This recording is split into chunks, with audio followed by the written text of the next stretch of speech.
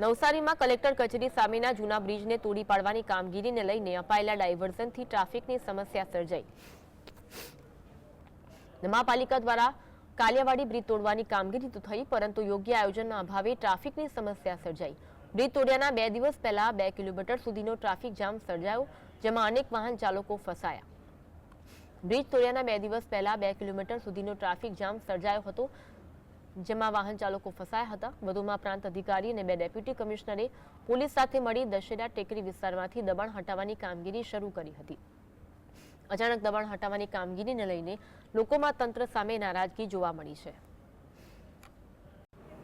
લાકડાનો સામાન મૂકેલું છે, તાત્કાલિક હટાવવા કહી ગયા છે આવીને।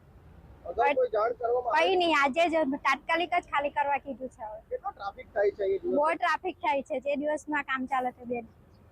હવે આ કઈ રીતે હટાવશો એકલા તમે? તે જ ને, હવે તાત્કાલિક તો કેવી રીતે હટાવી શકીએ?